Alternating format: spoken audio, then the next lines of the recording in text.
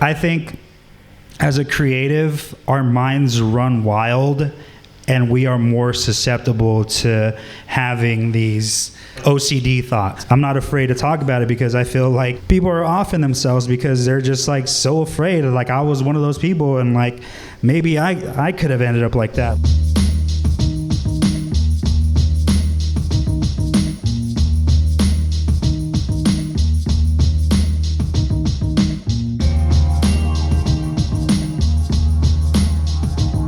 So it's cool to see new faces. And thank you so much, Francisco. Before we get started, I really appreciate you coming out, sharing your insight, setting up. This is really dope. Yeah, can we give him a round of applause? Just for being Francisco. Thank you for having me, and especially thank you guys for taking time out of your day to come hear me speak. There's going to be gems. Lots of gems. And I want to get started by asking you a bit more about your upbringings, because I feel like the way that we're raised has a lot to do with our personal ambition when we get older. So tell us a bit about how you grew up. Well, I came from immigrant parents. My parents immigrated from Mexico. I was born they came like in the 70s. I was born in 1984. And they kind of, hey, 1984, right there, what's up? They kind of just always, like, I grew up poor, basically, right? Like, immigrant parents, like, just trying to make ends meet. But the cool thing about the way I was raised is, like, I didn't know I was poor. Like, my parents never, like, I never lacked anything, you know? Like, my parents always just provided and just had enough for me, my brother, and my sisters. So both of my parents like worked like their asses off, and it's something that kind of was just like instilled in me, and kind of like my dad only made it to like 6th grade and my mom to like 5th. So like education for them was like really important. But them being immigrants, they didn't know that you came here like say for like white kids, it's like you got to be a doctor, you got to be a lawyer, you got to be this, you got to be that. When I got to the age where I was just like, I want to do art and I want to be in a band, they're just like, all right, cool. I was like, is there a college for art? I'm like, yeah. They're like, sign up. Like, you know, like, yeah. I got no backlash. Right. So them being supportive, and then just like being cool with me pursuing any kind of education was enough for them, because they didn't have that. Right. Yeah. But yeah, pretty much. I feel like with immigrant parents, it kind of goes either way. Either they're like very open to do whatever you want as long as you get an education, or it's like they're kind of aware of like the American standards. Yeah, like you know? Like Indian and like Korean parents that immigrated, they know that the money is in like being a doctor, right, and stuff like that, right? Because yeah. I have homies that are like Indian, like from India, and Koreans and stuff, and Asians, and like their parents are like so strict on them. Like growing up, they're just like, I got to be a doctor or a nurse or this or that, because they know that that's where the money's at. Like for a working class like Mexican family like mine, it was just like, my dad's like, I just don't want you to be like a ditch digger, pretty much, or just whatever. Like, you need to be better than me, right? You know. Yeah. So that was kind of like the only standard that they kind of imposed on me and my siblings. Right. So how did you start getting into art and design? Like, when did you start first noticing that that's something that you were into? I was always into drawing. Always, like, since I was a kid, like, just drawing was my thing. But I knew that I had this innate kind of just thirst for visuals, and I would go to like the video store every Friday. My dad would take me and my brother to the video store, and we would rent movies and video games, and because we couldn't afford to buy video games, like they'd buy us a console like Nintendo or Super Nintendo, but they wouldn't buy us the actual game. So it was just like, yeah, we could just rent all these games for you, like one game every Friday.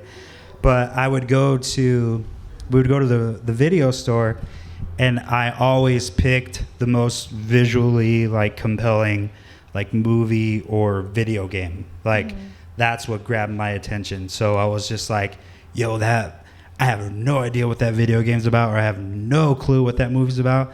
But that poster or the cover, like that shit is tight. Right. Like I want it, you know? Yeah. And I remember I was being disappointed that the graphics never looked the way that they did on the cover. So, but yeah, I always had like just like that thirst for some sort of like visual aesthetic, like always like kind of stood out to me. Yeah. And what was your first medium? What did you first start exploring? Like just pencil. Okay. I would just draw, and then in high school, I took like every art class there was, and I was really into like Prismacolors and pastels and stuff. But there was always like a disconnect with actual like fine art, because I always wanted my work to look perfect. Yeah. I can't draw a straight line for the life of me. So I would always try to like make my work like graphic looking, but I didn't know that the graphic work that I was looking at was done on a computer. So you're like, how do they do this? Yeah, exactly. Like I would collect like Marvel cards and comics, but I never read comics. I don't like to read. I read it. I would buy them for the cover art and just for like the illustration. And I was just like, damn, like how do they do that? And yeah, it's just something that like that I was just like, I want to do that. And then with a pencil or a pen or blah blah blah, I can't achieve that. How do they do it? Then I finally took an illustrator class in high school, and I was just like, this is it. This is my medium. This is my medium. I was just like, okay, this is how they do it. Right. Photoshop, Illustrator. So I was just like, okay, dope. That's how you get that crisp line. That's how you get like the perfect like graphic look. You know what I'm saying? Yeah. So yeah, I guess it started with pencil, but it led to... You were still exploring. Yeah, the computer. Yeah. And the funny thing is, I had an art teacher. She wrote in my yearbook, and I need to find it because I don't know where it's at. But in high school, I was in a band, and I would try really hard to make my work graphic. And in my yearbook, she was just like, stick to music. Art isn't your thing. Yeah. So I think that's you do funny need to now. find that. Yeah. So I was just like, I wish I could find her now and be like, what's up? Like, what's up, Miss Dub? Yeah, that'd be crazy. I feel like everyone almost always has that one teacher that like you want to go back to and show them what you're up to now. Yeah, but she was cool. But she was just kind of like a ball buster. Yeah. So I kind of want to go back and be like, hey, remember me? So even then you were really into music as well at the time. When did you get into being like in a band and all that? I was like 17 years old, and it was in one of my computer animation classes. There was this like new metal kid that always carried a guitar with him. And I was like, and he was like, at the time I thought he was good, but to my standards now, like he just knew the basics. Right. He taught me the basics, and he taught me how to read tabs, and I was just like, oh, like okay. So he taught me like, so then I would go on this website called MX Tabs, and I would learn all these these easy like Blink-182 songs or like Descendants songs, like AFI, like the easiest like Ramones like 3-chord songs. I was just like, oh, this is tight. Like I really liked, right away I was just like, okay, I figured out that these 3 fingers make these 3 chords. So I was just like, okay, like let me try to write my own stuff. And then I got pretty okay at the guitar, and then I some friends of some other friends heard that I played guitar and that I was pretty good at palm muting and that I could play punk really fast. And they were just like, hey, do you want to try out for a band? And I was like, yeah, sure. So I tried out for them, and like I joined the band. But as soon as I got in, like they were a band, they were called Left Out. There was already a band in the town next door to where we're from in Wilmington. I'm from Carson, so I was in Wilmington. And I was like, there's already a band called Left Alone. We can't be left out. Like, it's too close. Yeah. And they're pretty big already. So they're like, oh, well, like, what do you want to change it to? I was like, I don't know, but I think it'd be a good idea to change the name. They're like, all right, well then we were at my house going through magazines and CDs and just kind of going through like just reading stuff, and I I opened up Linkin Park's Hybrid Theory record, and it was the I forgot what song it is, but it had a lyric that said "just like before," right? And I was like, hey, what about "just like before" and we abbreviated JLB? And they were like, but why, like, just like before? I was like, because technically if we change our name to just like before, like, we're not really changing our name.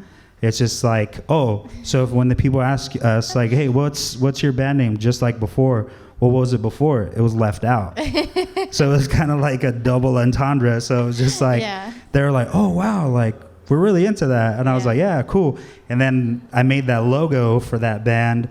And that kind of just like, I started designing all the merch. And I guess my music career that's where it started. And after that band, I started a hardcore band. And after that hardcore band, I started it was like my final ditch effort to like try to make it in the music industry. So I started like a more upbeat pop rock band, kind of like the Killers mixed with the Strokes, mixed with a little bit of like heavier stuff. But being in a band taught me a lot about what I do now with what I do with Nevermade. For sure. Because it parallels when you're a starting musician, right? Or a designer, like it's like right down the middle. It's like you're a starting musician, you're learning how to play guitar. And like you're just sitting at home practicing and doing your thing. And then when you're a starting designer, you're sitting at home tinkering with Illustrator and Photoshop and like learning how to do your thing, right? So eventually you get good enough that you're like, when you're in a band, when you play guitar, you're like, hey, I want to try out for a band. All right, cool. You start to kind of like put yourself out there. When you're a designer, you start to kind of put yourself out there and let people know that you're a designer, and then you would like to do a logo, t-shirt design or whatever. And then once you reach that point where like you're good enough to be in a band on the design side, you're good enough to have clients and stuff. Like when you're in a band, you're playing gigs and you're taking any gig that kind of comes your way. Well, when you're a young designer, you're taking any job that comes your way, like whatever it may be. It's just like, hey, I need a t-shirt for a dry cleaning service. I need a t-shirt for, or whatever. I need a logo. I need a business card. You're doing all the small stuff, right? Yeah. And then you start to play shows when you're in a band. Like you start to play like coffee shops, backyard shows, whatever, blah, blah, blah. And then that's kind of the same thing with being a freelance, like young designer. For sure. And then when you're in a band, you record your first demo, right? When you're a young designer, you make your first portfolio. Right. So then you start to shop your portfolio around, like to like get like better gigs, better jobs. Parallel with the band, you start to give your demo away, but like, hey man, like let me play your show, let me play your backyard, let me play this, let me play that. And then eventually you reach this point in a band where you're like really good, right? And then you start to play like the Roxy or the Whiskey or like big venues. When you're a designer and you're kind of getting a little bigger, you start to work with bigger clients and blah, blah, blah. Right. And then with a band, when you eventually get big enough, you start to shop your record and your album to major labels and this and that. On the design side, once you get good enough, you start to apply for like the big dog jobs, you know, Right. like, hey, I want to work for this or that or blah, blah, blah. And then eventually you get signed, and then eventually you get like your dream job, Right. Yeah. which is kind of where I'm at right Sure. now. Yeah. So We'll get there. sorry that was a little long-winded, but like it's just like everything I learned from being in a band has directly impacted Translated. what I've done with Never Made. Is just hustling, do it yourself, just keep grinding, fail, start again, fail. I went through like 3 bands, right? Yeah. So each time it was just like, you'd get this far. Ah, man, we broke up. Fuck, all right, I'm gonna start another band. Get that much further, break up. Damn, I'm gonna start again. And then you get that much further, then you're just like, damn, I'm gonna start again. Yeah. But for me, when it got to that 3rd band, I was just like, I'm done. Like, I'm getting too old, Mm-hmm. like to keep pursuing that dream. I was like about 25, and I was just like, okay, I need to like get serious. But I got serious because my dad was just like, hey man, Yeah. he was like, we've given you your shot, like we've given you time. Like I was still living with them, 25, Uh-huh. and they were just like, my dad was like, I think it's about time, like to like just kind of give up the dream, like just give up the dream. Go to school to be a welder. I'll get you a job with your uncle. And I was just like, all right, then Yeah. I guess that's where I'm gonna be, like, you know, Yeah. just blue collar. I had but I was like fine with it. I was just like, yeah, you're right. I was working at a record store, FYE in Torrance, and I was making $8.75 an hour, you know. Yeah. And before that, I was working at downtown Disney at Haagen-Dazs for like $8 an hour, you know. Yeah. So I was just like, man, like, yeah, you're right. Like, it's not really working out for me as far as art and design. So, yeah, like, let's give this a shot, you know? Yeah. And at this point, were you had already graduated high school? Yeah, I was obviously. already at a high school, college. All that band stuff happened through high school and all through college. Okay. I was in a band the whole time, because to me, my plan A was to get famous and be a rock star. Yeah. And my plan B was fall back on design, and then hopefully work for a record label or somehow work in the music industry. Yeah. Or apparel, clothing, whatever. Yeah. But yeah, so sorry, I kind of skipped a little bit, but it kind of just like, that was like the whole, like from like 18 to 25 was like my whole like music career / college. Like I was in bands all through college and stuff. Yeah. So, in college, I met my friend Ernesto Llerena. Have you heard of him? Well, yeah, it's all good. He used to work with Shepard. Oh yeah. He Am I? offered you the internship. Yeah, exactly. Right. Am I going too far? Sorry, I feel No. like I'm talking way too much. No. Like, if you have questions, please. No. What? We're gonna get to that for sure. But what college? You studied graphic design in college. Yeah, Okay. I have a bachelor's degree, and I'd rather not say what school I went to, because they kind of like they try to like get me to be some sort of spokesperson for them. Oh. And then I was just like, yeah, it's gonna cost you. And they're like, excuse me? And I was just like, motherfucker, you guys got me in fucking like $40,000 debt. Like, you better pay me. Like, what the hell? Like, they were just like, oh, we'll get back to you. I was like, yeah, that's what I thought. So I try not to give them any name clout. is not mentioned. Okay. How beneficial do you feel college was for your graphic design skills? It's a good question, because now in this day and age with YouTube and stuff, I don't think it is. But when I was coming up, it was probably it felt was essential. it was important, you know. But what it did to teach me, what education teaches you, is discipline, right? So these kids that learn all these techniques and the programs in school, I mean online, is that they don't learn like the discipline of getting an education and really like learning how to think critically and like problem solve when it comes to design, which is a huge component. Like most people think it's like, oh, you just know how to make shit look pretty or like cool. Like, no, like there is a lot of education that goes with it. Like I took photography classes. I took like color theory classes. I took magazine layout classes. At the time, it was a program called Quark that doesn't exist anymore. It changed to InDesign.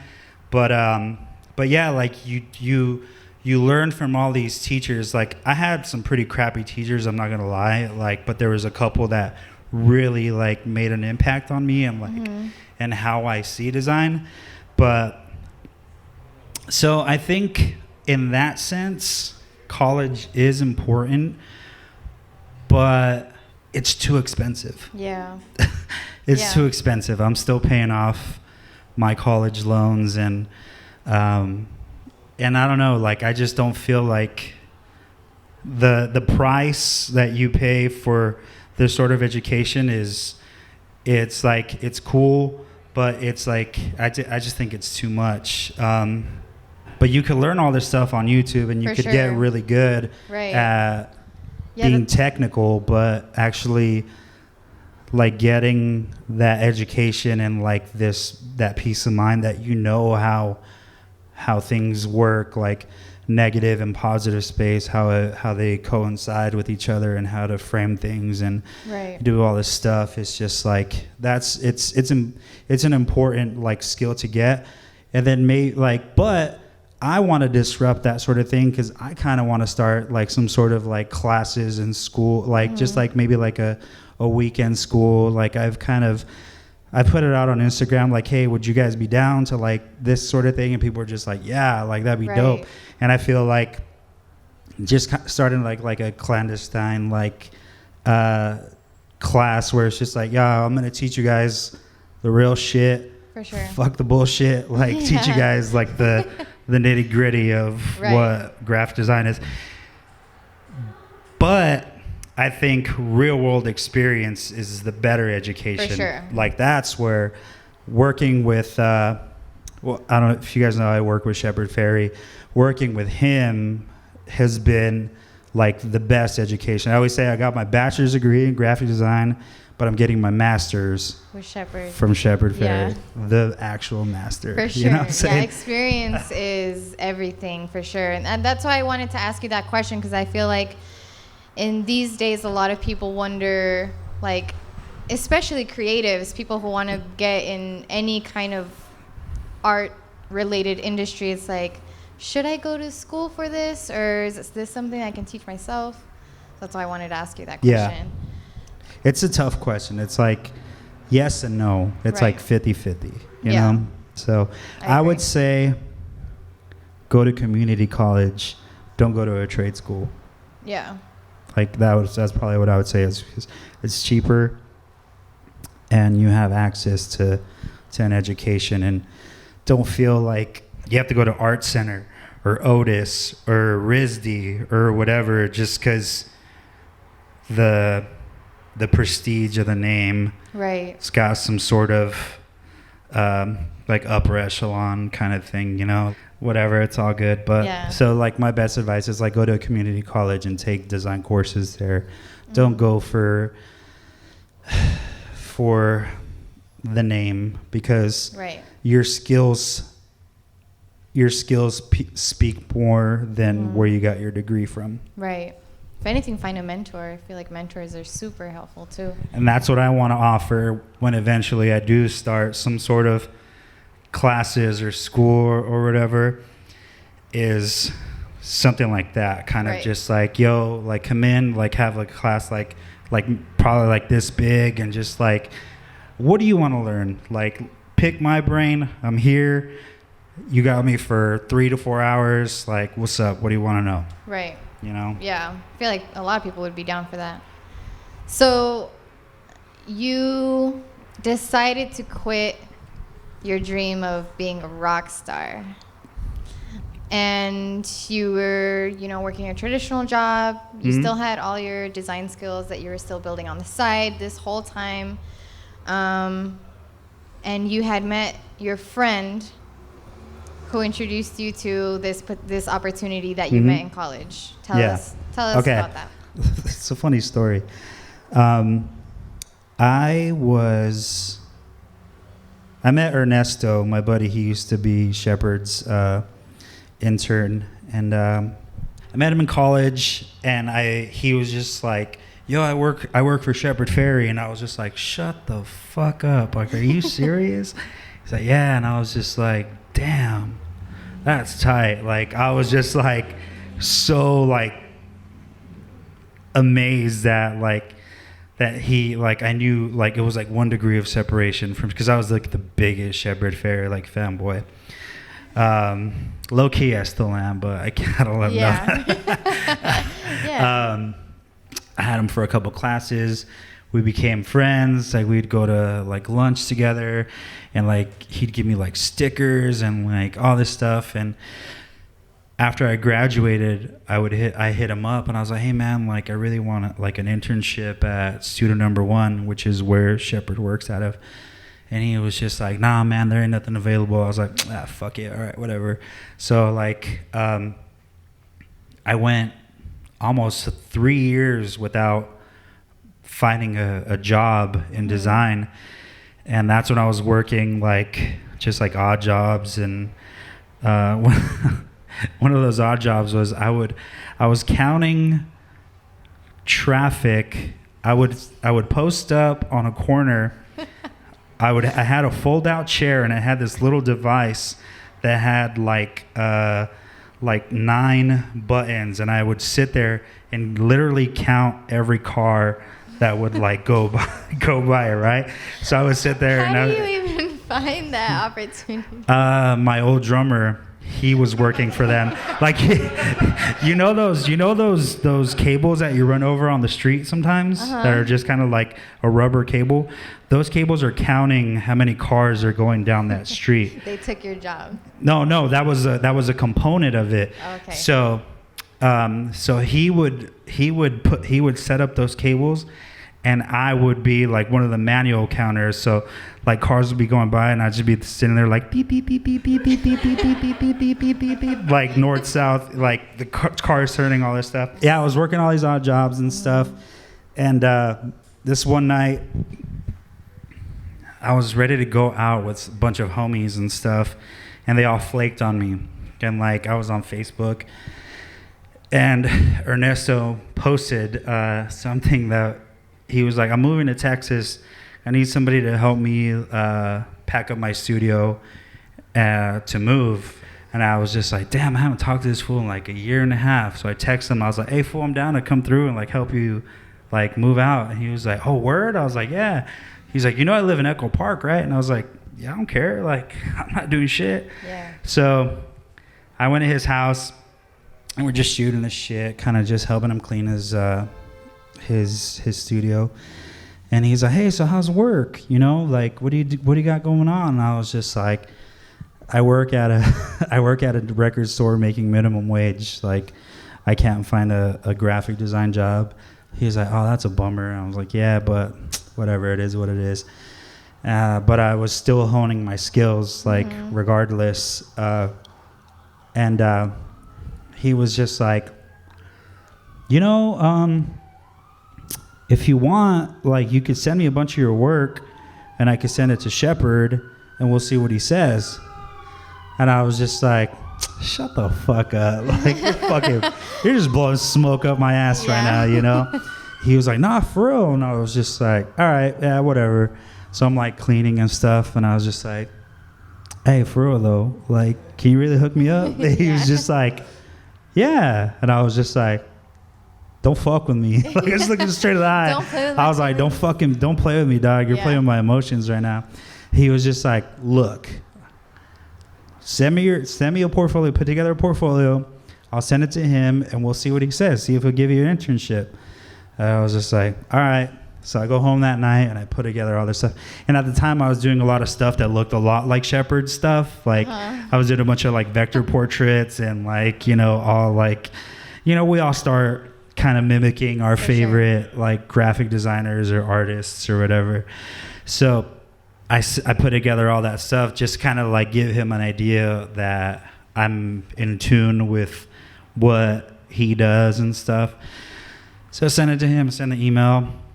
And then the following weekend, he's like, hey, you down to come help me finish packing? I was like, yeah, sure, I'm down. So I go over and he's like, oh, hey, come inside real quick. Like, I got something to show you. I was like, all right, whatever. I didn't think anything of it. I was just like, all right, cool.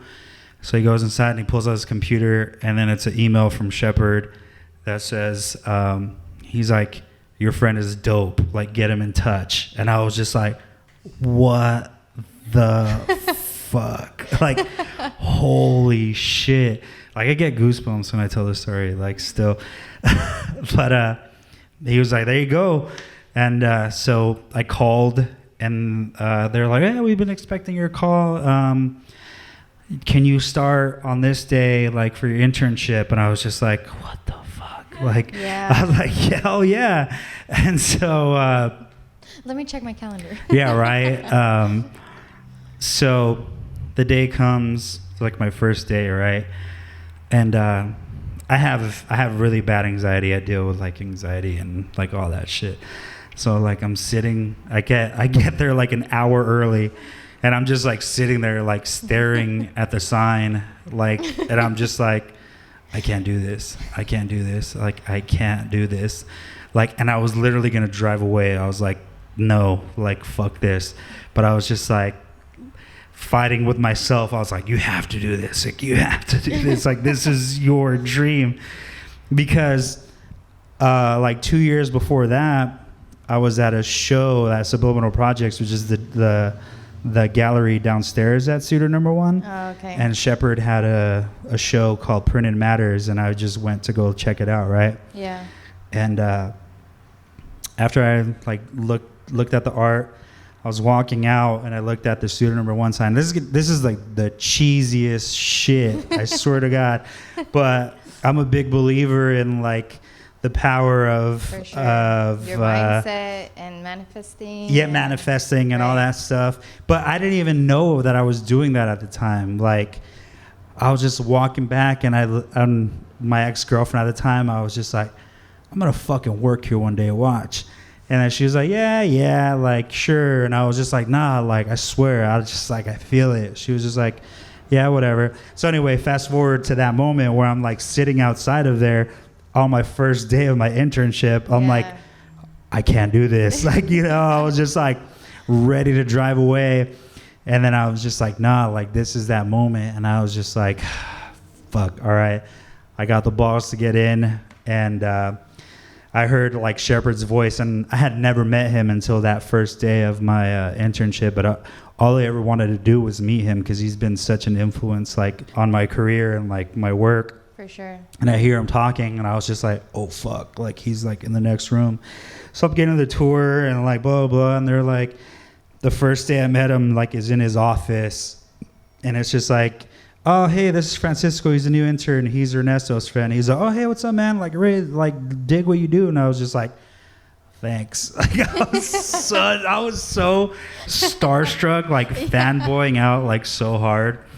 But yeah, that's how I forgot. Yeah. I don't even know where that. Well, congrats on that. Yeah, thank you. Let's give him a round of applause for that. Yeah. That's so dope. I've been there for 7 years now. 4 months into the internship, Okay. I got offered the position. Yeah. And your alias, this is what I find really interesting, which I didn't really, if what I'm understanding is correct, you created Never Made more so as an alias for you as a designer, not necessarily because you had the mindset of this is going to be a brand.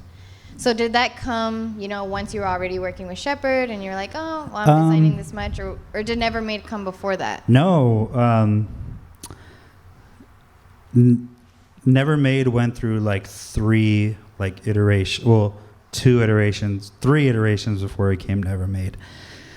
First, I was just like, I made like a logo.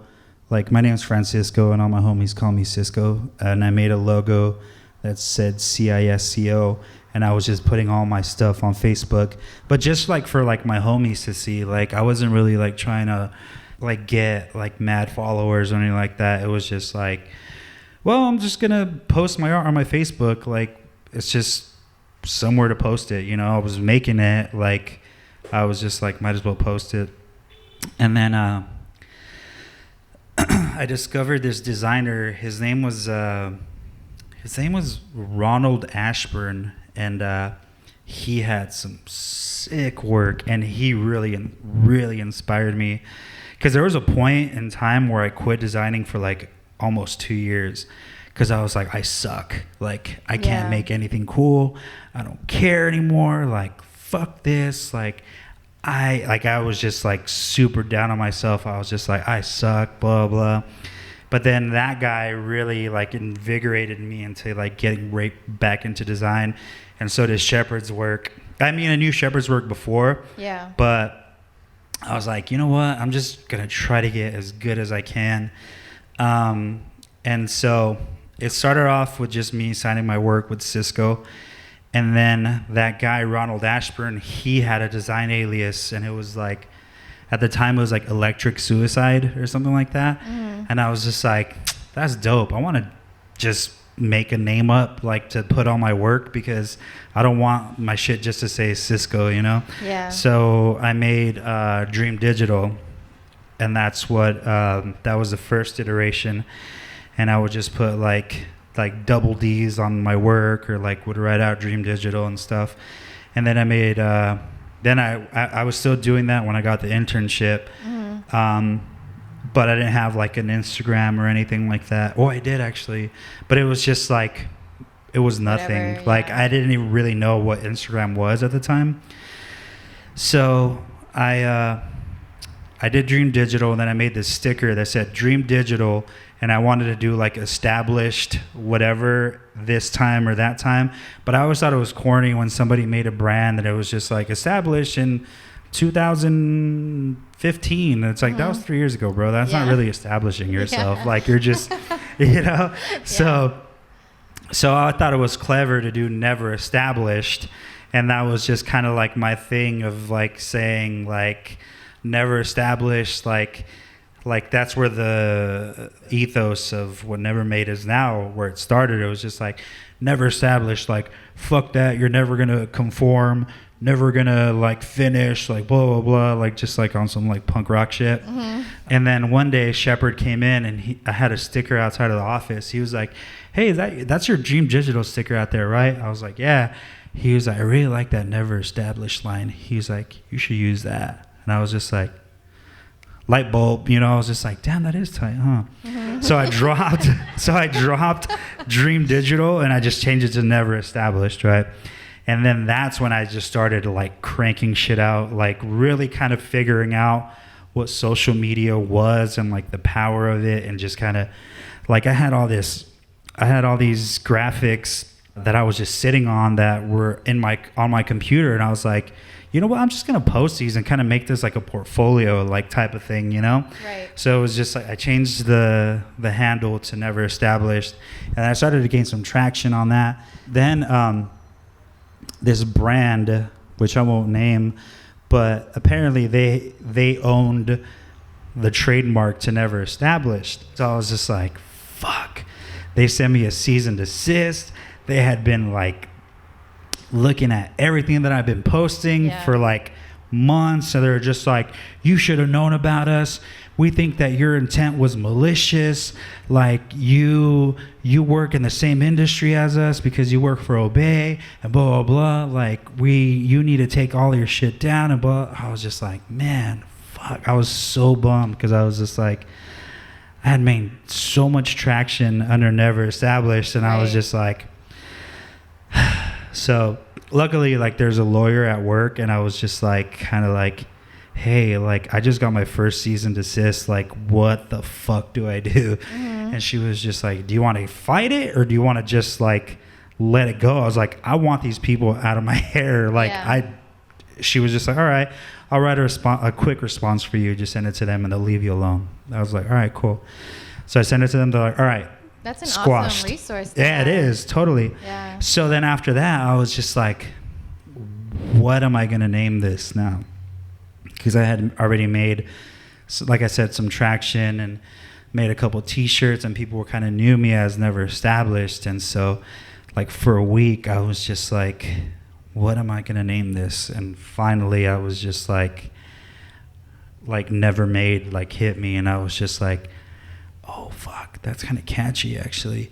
And then I didn't know about this website, and this is a good website for you guys to know if you want to start something, but it's the uspto.gov is the website you check trademarks on. So if you want to start something and you want to reference if it's taken or not by anybody else, you go on there and you do a word search, and it'll let you know if anybody owns that trademark, that name, right?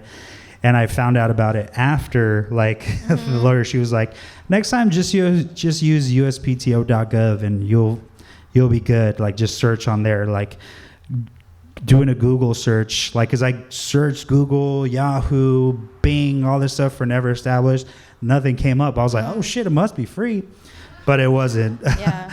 So yeah, uspto.gov. That's an excellent resource to know. So I did that. I typed in Never Made, and I was just like, this shit better not be taken. Like, this is like my only shot. Yeah. And boom, it was just like no owners. I was like, I started the process right there. It cost $2,000 to trademark a word, but I was just like, fuck it. Like, took it out of my savings. I was like, this is gonna be something. I feel it, I know it, and then it was just like, went from there. Yeah, I bought it. Tell us about the growth of Never Made. How have you been maintaining that? How have you kind of made a name for yourself? You're a part of like Complex Con. You go to trade shows. How have you been managing that growth? And like, are you kind of just seeing where it goes, or do you have milestones that you want to reach? Well, after I got the name Never Made, I kind of got into like the pin game, you know, like the whole like lapel pin like thing or whatever. And that was like my first like, well, I did a couple prints before that, and they did well. And then I got in the pin game, and that's kind of what really like opened the door, like for me being recognized as a brand. Never Made isn't a brand, like, just for the record. Like, there is a brand component, but I'll explain it in a bit. I made this stupid pin of an empty donut box, right? And I called it the box of shame. I only made 100 because I didn't think they would sell, right? So I put them out, and they sold like super quick. Yeah. So at the time, the whole pin thing was still fairly small, and I got an email from Urban Outfitters, and they're like, "Yo, we want to sell your donut box pin," and I was just like, "Man, like, that was only limited edition. Like, I feel like messed up for like telling people that it was only an edition of 100, right. You know." But I went on Instagram. I was like, "Yo, I got this opportunity. If everybody who bought the first 100, thank you. You got that. You know that you got the first 100, but I have to do this, right?" So second limited edition. Yeah. So yeah, I was like, I need to make some money. So that came in, and I was just.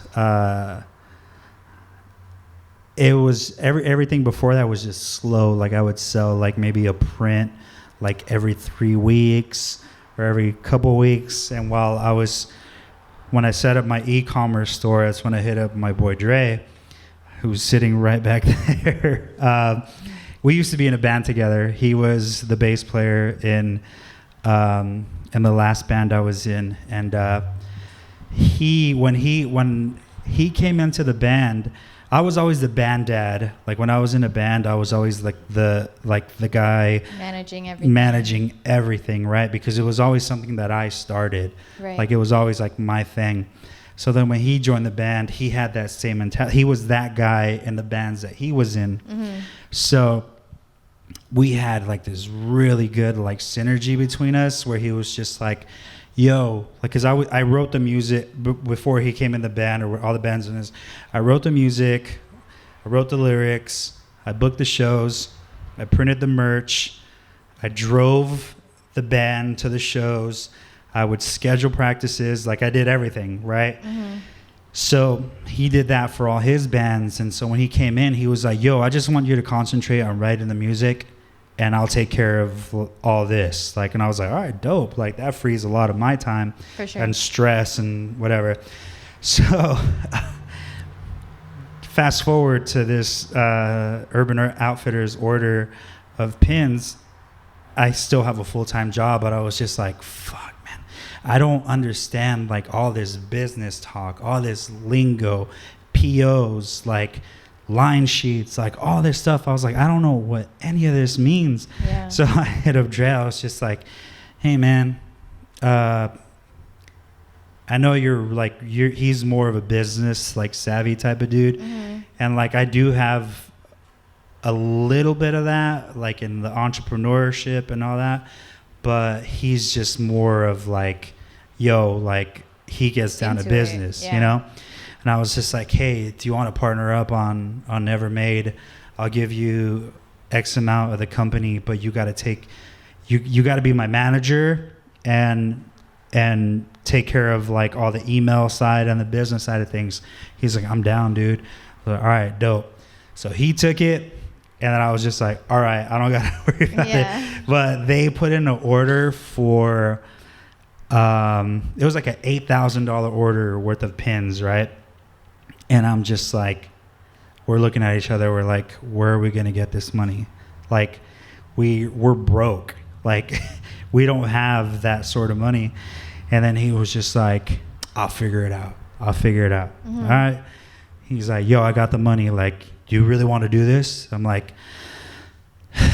and this was like that point. Like, right. You know, where he was like, do you really want to do this? I was just like, fuck it. Like, let's go for it. And so he was like, all right, we're doing it. And then sure enough, like we get the order, we order all these pins, and we're packaging everything in like my 1-bedroom apartment in Long Beach. Like we get this huge shipment of pins, mm-hmm. and we just dump it on the table, and we're just like opening them, sticking them onto like backer cards, bagging them, stickering them, like all this, right? Right. So we send it out, and we're like, hell yeah, we did it. Then they come back, they're like, do you guys got any other pins like you guys want to like sell us? We're like, yeah, sure. Like, can you send us a line sheet? I'm like, I don't know what a line sheet is, but like, okay, I Googled it, and I was like, oh, it's kind of like a catalog. Like, so I sent it to them, and I was just like, oh, these are all options that can be pins. They're like, yeah, we'll take that 1,000 of those, 800 of these, blah, blah. It was just like, fuck, like this is a lot. Painting. And so so we're just like, all right, well, we use that money and we kind of just we kept like, we bought those pins, and then so it kind of just snowballed. Like that's when it kind of became like, it started to become like Never Made, like was kind of looked at as more of a brand than right. than an alias, right? Mm-hmm. And then the t-shirt thing, like I never wanted to do t-shirts. I wanted to start a t-shirt company since I was in high school. My first t-shirt company was called Affix, AFFIX. And I started that when I was in 10th grade, and I would buy like iron-on paper at Staples, and I would print it on my inkjet, and I would like iron it on t-shirts, right? My dad still has one of those. I got to find it. Anyway, but with Never Made, it was just like, I don't want to be known as a t-shirt brand, because when you're known as a t-shirt brand, you kind of get pigeonholed to that, and like you can't do anything else. I was like, I want to be known as an artist and as a designer before the t-shirts. So that's why I strictly stuck to prints. Right. For like the first like almost like 2 years. And then after the pin thing happened, Urban Outfitters are like, hey, we really want to put some of your stuff on t-shirts. We're doing this program, this artist series program, where we make like a limited amount of t-shirts with different artists, and we want you to be one of them. And I was just like, okay, that's perfect, because now they're calling me an artist and not a t-shirt brand. So I was just like, we want to do an artist series. But I was like, yeah, we're going to do an artist series, but you got to put it under Never Made, not under Francisco Reyes. Yeah. And they were like, all right, yeah, that's fine. So I did that. And that's kind of, after that is when it just like went like full on like t-shirts. They're like, hey man, like your t-shirts are doing really well. Like, do you want to sell your brand at the stores? And I was just like, sure, but it's not a brand. It's, you know, I don't like to call it a brand, but yeah, like, let's do it. And then that's when they started putting like orders in and stuff. Yeah. And then that's when I decided to do Complex Con a little bit after that, because it was just like, because we made some money and we could afford a booth there, you know? Yeah. And it was the first Complex Con. And fun fact, I was the first person, brand, whatever you want to call it, to sign up for it. Like, because nobody knew what Complex Con was or what it was going to be or anything. It was just like, I was like following it on, I watched all their stuff on YouTube, and like, it was like Complex Con, and me and Dre, like on the same day, we both sent each other the sign up thing. And I was just like, fuck it, let's do it. Right. So we signed up. Okay, well, people at Complex Con are coming here for like streetwear and whatever. So I was like, let's make a bunch of t-shirts, and then we'll sell art as well. Nobody bought t-shirts. Everybody brought art. So it was just like, I was like, oh, whoa, what is going on here? So, but that was kind of by design, because like I said, I didn't want to be known as a brand. I wanted to be known as an artist before a brand. So now with holding off on doing t-shirts for so long, I could play both sides of the coin now. Like, some people know me just for t-shirts, and then some people know me for prints, and then some people know me for both. And that allows me to kind of just, it gives me free reign to kind of dabble in different arenas. Like, I can do Complex Con, or I can be in Zoomies and Urban Outfitters, but then I just did a mural in Long Beach, and like no other brand other than Obey that has an art component to them. Like, who else can you say that that's true has a brand, can do a mural and brand it Never Made, but it's still seen as Francisco Reyes Jr. You know what I mean? Yeah. Like, that's kind of like, that was like my master plan the whole time on like why I waited so long to do t-shirts. So would you consider yourself a streetwear brand? No. Because streetwear, I would call it post streetwear. Because streetwear brands are started with the intention of being a t-shirt brand or fashion or whatever. Like, I never had that intention. Like I didn't want to do that. Like I said, I was just like holding off on doing t-shirts because I didn't want to be seen as a streetwear brand or a t-shirt brand, because if I try to do art, they were like, why the fuck is this streetwear brand trying to fucking like do murals or whatever? That doesn't make any sense. Like, you know, like, so if anything, I would call it like post streetwear, which a colleague of mine, Mike Chernosky, who's the head men's designer, like, he coined that term. Well, that's who I heard it from. He you know, he's just like, you know, we're in the post streetwear world right now where there's micro brands competing with the big brands, right? So to me, even though what Never Made is rooted in like because I grew up skateboarding and I wanted to start a brand because of skateboarding and stuff. So it is rooted in streetwear and skate culture or whatever, but it's not. That's not all like it was supposed to be. It was just the intent was, I want to make art and I want to put it on posters and do this. And for me, when I had the opportunity to do an artist series, I was like, okay, it was the perfect segue for me to get into t-shirts, because a t-shirt for me is just another canvas for my art to live on and people could see it. That's why my stuff, like a lot of it, like isn't super branded. Like I try to, my branding is more on the color stories and all this stuff and the aesthetic. So my idea was like, if you see the salmon orange pink with that blue, like from a distance, you're like, that's never made for sure. Right. Like, you know, like, or if you see like the style, like, and then you're like, wait, is the NN at the bottom? Do I see it there? Yep, that's a never made shirt. But I don't over brand it, because I want the art and the graphic to breathe and speak for itself more than the actual name of a brand. Right. So yeah, I wouldn't call it streetwear. So, I mean, one thing that I find really cool about you is that you do still work a 9-to-5 and you're really happy with that. Like, that is your dream job, but you're still doing this on the side. You're still pursuing this never made brand business artistry of yours. What are your long-term goals? Like, where do you see yourself going? Well, my friend Mark Bricky, he called it, like, he's like, dude, you've got the golden handcuffs right now. Like, you've got your dream job and it's a really cool job, but then you've got your side hustle that's starting to get somewhere.